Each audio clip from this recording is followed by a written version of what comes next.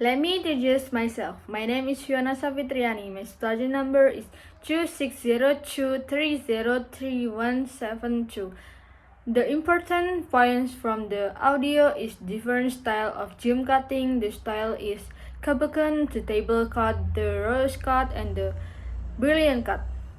Today, I will talking about different style of gum cutting, particularly about how the different style developed historically. The various style of gum that I will be talking about are the kabuken, the table cut, the rose cut, and the brilliant cut.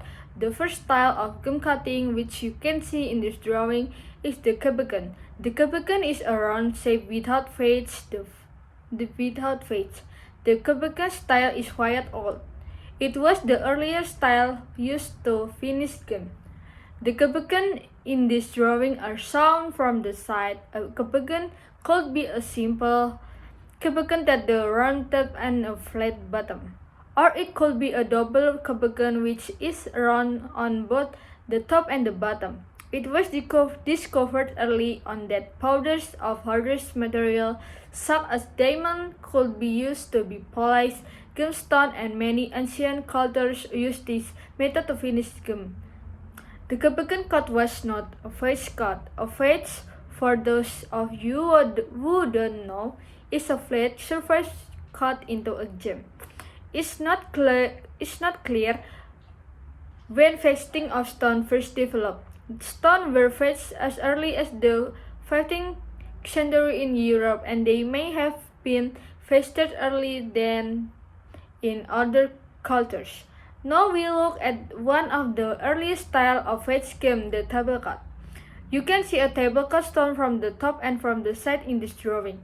An interesting thing to note is that early stone fetched in this way were probably not actually cut, but were polished to this shape using powders of harder stone such as diamond. It does look like it was cut, but the stone was polished to this shape. Some stones, include diamond, occurs naturally in egg-shaped double pyramids.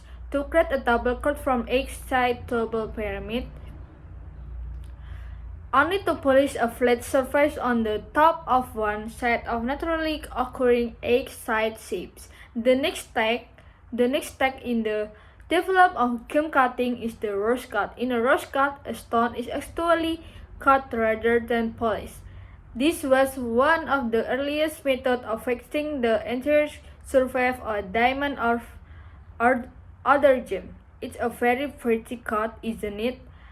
As you can tell from its name, it's supposed to look like a rose in a bloom. The rose cut involved cutting up to 32 triangular fets on the top end of a diamond and a flat surface of the top of the bottom.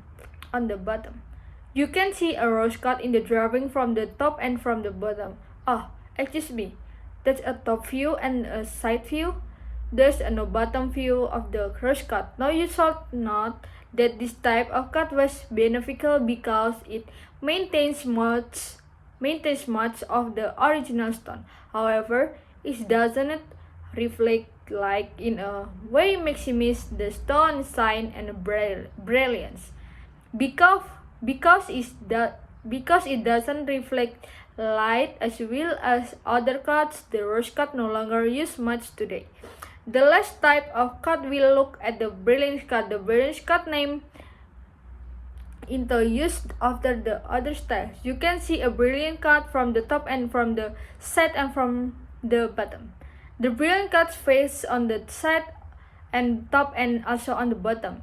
A stone with a brilliant cut in the correct proportion reflects the maximum amount of light stroke to the top of the stone and creates a stone that our sheet names indicate shine the most brilliant. This style of stone is used quite often today because it's reflective. We have seen 4 different styles of gems today, in the order they developed historically. 2 of them, the kabuken and the table cut, are polished rather than cut to create the style, while the others 2 cut before necklace. Please look over the photos of gems at the end of the chapter and identify the style of each stone.